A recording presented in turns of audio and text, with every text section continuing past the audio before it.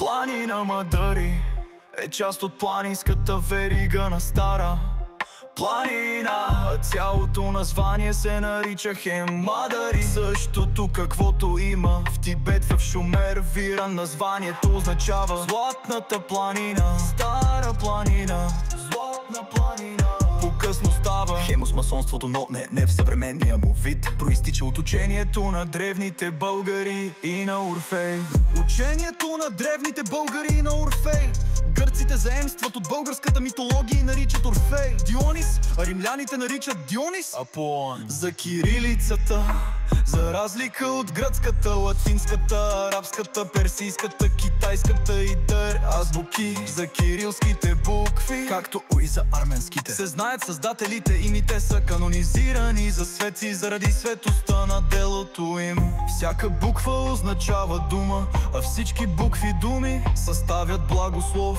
Изричаш ползата от това човек да бъде, знаеш, можеш да си служи със силата на словото. Аз, буки, веди, глаголи, добро, ест, живот, земля, иже, како люди, мислете, наш он, покой, ръци, слово, твърд ук. Или аз буквите зная, ведя, за да говоря, глаголя, пиша с тях, добро е живота на земята и като хора. Люде, мислете за наши он, този мир, свят, с ръце, слово, твърдост и учение. Нашите предци са учили азбука като тексти, са изговаряли като молитва, така са затвърждавали нейната свещена същност дори в моментите, когато им е било трудно да оцеляват.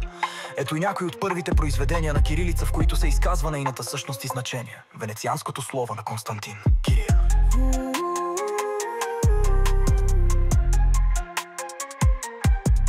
Ще си позволя няколко корекции, които считам са важни. Бактрия няма. Страната се е наричала Балкара, с главен град Балкара не е наричана страната на хилядите пещери, въпреки че там е пълно с такива. Страната на хилядите градове. Кушанската империя наистина е българска, като кушани се превежда като планинци балканжи. Сетете се, че ние днес живеем на балкански полуостров, им е даден от предците ни.